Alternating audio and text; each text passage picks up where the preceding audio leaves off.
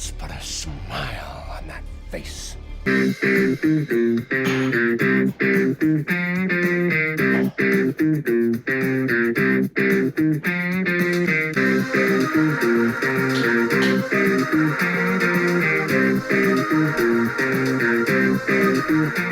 Hello guys, welcome back to this channel, and today I am reviewing The Dark Knight. As you can tell, you can clearly, if you're not stupid or anything, you could probably understand why I'm doing this, because we have a Batman movie that's coming out literally tomorrow, and I just watched The Dark Knight yesterday. I'm seeing the Batman this weekend, and I'm going to review The Dark Knight Rises in a couple days, probably. Tomorrow I might take a day off to watch it, because it's a long movie. We'll see how good it actually is. And then my plan is to rank all 7 post-2000s Batman movie, because first of all, I haven't seen the Joel Schumacher or Tim Burton. Well, I've seen the first Tim Burton one. I haven't seen the Batman Mask of the Phantasm one either. I have seen the Lego Batman movie also, but I'm not going to include it because it's hard to really include it, especially if I'm not including the 80s ones. Maybe I might rank the 1989 one. We'll see. To rewatch it. And I didn't watch those because I just haven't had any interest to, but I might. We'll see.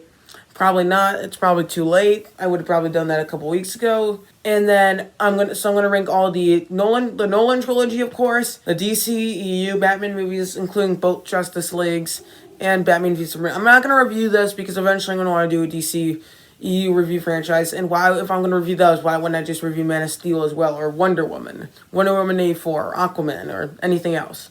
So it's a little bit of an odd thing to do. So I'm just going to rank those with it, and I'm going to do a review series in the future. Eventually I'm going to do my Scream franchise, and I'm going to review only 4 of the Batman movies, these 3, and then the actual Batman, or the new Batman. Not the actual, what's wrong with me? Anyway, let's get started. Starting off with what this movie's about. This movie has Batman sort of throughout times between Batman Begins and The Dark Knight. He's been keeping Gotham sort of, the crime between it sort of organized, like not really organized, but better than it could be, or without him. But then the Joker comes around and sort of messes that all up, causing chaos through Gotham, and sort of giving the ultimate test to Batman between who does he choose, what goes on, and yeah, stuff like that. And then you have the Joker, who started manipulating everything in the background, whether it's Gotham City, whether it's Harvey Dent or the mob itself.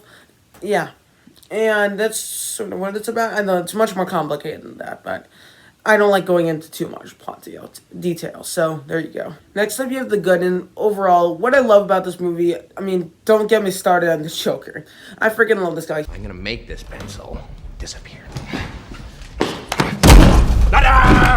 It's gone. Heath Ledger just brings a pretty humorous performance for the most part, but unlike a bunch of the other Jokers, like Jack Nicholson, for example, especially him, he has a lot of creepiness to him, and that's pretty much what I love about him. His master plan overall, I think, is just fantastic, because even though it's sort of a mess, and if something fails, he has a backup plan. I think all of that's fantastic. I can talk about why the Joker's so good for an hour, but I can't do that because you can't be that long. Another thing that this movie does so well, I think Nolan really crafts a movie that has a pretty simple narrative for the most part about criminal taking over a corrupt city for the most part, and then hijinks ensue. And then Nolan makes it a much more complex film, like he does for a lot of his movies, like Interstellar, Prestige, Insomnia. And I think overall he always does this so well. And I think actually this one's more complicated than Batman Begins. I don't know if that's unpopular. I don't know if that's popular. I don't know if it really matters, but that's what I think. And overall, I think all those elements put together, I think it makes for this one to being pretty great for the most part. I mean, pretty great. It's absolutely fantastic. I just really enjoy this movie. It's entertaining throughout. You're always at the edge of your seat from the beginning. And overall, I just love all of the action sequences, especially the chase through Lower Wacker. I mean, the streets of Gotham, of course. I think all of that whole sequence is just fantastic. Everyone loves the opening sequence, as well as the other sequence with Batman not too long after. And I think all those sequences put together are all pretty great. All the other characters, like Two-Face is great. And I think the character of Harvey Dent and his whole path throughout the movie is pretty interesting. Kind of the opposite of Catwoman, where Catwoman starts out as a kind of a bad person and then ends up in a sort of a good spot. And I think other characters, Jim Gordon, I think I've always really liked this version of Jim Gordon, especially in this movie and Batman. Yeah, all three of these, I think he's a great character. And overall, I just love all these characters put together. And overall, this movie, also Rachel Dawes is a great character. Alfred Pennyworth, Lucius Fox, all of them are great. They're sort of what makes this movie, and also got a little Scarecrow cameo at the beginning. And I think another interesting thing is that the Joker's sort of reworking the city, whether it's Harvey Dent, whether it's Jim Gordon and the cops, or whether it's the mob even.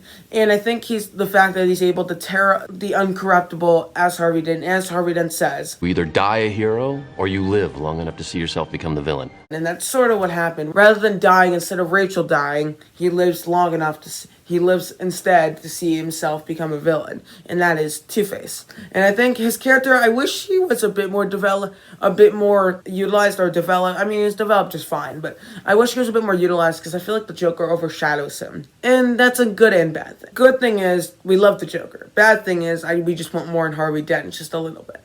And it takes away from a bit, but I still love the Joker, so I don't really care. All the performances from all the actors, I prefer the actor that plays Rachel in this one. I think Christian Bale is just as good as ever. Heath Ledger is amazing. I think Michael Caine as Alfred is quite good.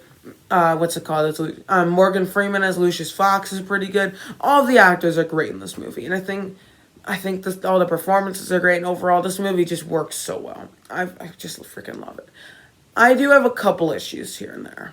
Now you have the mixed stuff, and this is definitely just a me thing.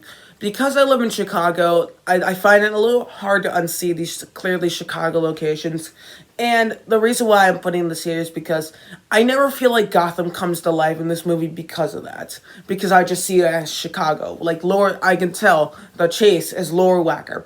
Again, I mean, it's just fine, but I never see Gotham really being able to come to life here. Still, it doesn't really take away from the movie. It just takes away. It doesn't really take away from anything, and it doesn't add to anything either. But it takes away from it takes away from this actually being a city from a comic book. It makes me think this is a city. This is the city that I live in. But it's still really cool though. Yeah, it's as simple as that. Now you have the bad, and yeah. I don't really have anything to bad, actually, because overall, I think all the pieces put together, I think make this movie fantastic. But there's one thing I've never loved about this movie, and that is I think the mob, I think, in this movie gets a bit jumbled in that whole plot. So that's the one thing I'm just not a fan of. Because they're mob characters that get killed off at random points. Like, I think the first hour is a little jumbled when it comes to the plot. Just like, ow. And then, I can't really explain this because it's a bit too plot heavy. But overall, it doesn't matter. There's a bit too many plot lines in this movie. But I think it's long enough to where it's not a problem. And it does feel like it goes on for a little bit too long. But other than that, I don't really have any flaws with this movie. For this movie score, I'm going to give it a 9.9 out of 10. I was about to say 5.9. What the hell is wrong with me? 9.9 out of 10. Perfect. Overall, I think this movie's basically perfect. I think there's nothing I really would dislike about this movie hugely, because I don't even think the plot lines take it away. It's something I'm not a huge fan of with this movie. But I wouldn't call it really a flaw, if I'm going to be honest. I think The Dark Knight has a great Batman suit, great action sequences, fantastic villain, and another villain too. And overall, makes for a fantastic movie. You should definitely go watch this. If you haven't seen it, go watch it, as well as Inception. I'm probably going to review that sometime soon. And overall, not much to say, but thank you guys so much for watching. Don't forget to like, share, subscribe, and comment down below, and I'll see you guys next time. Adios.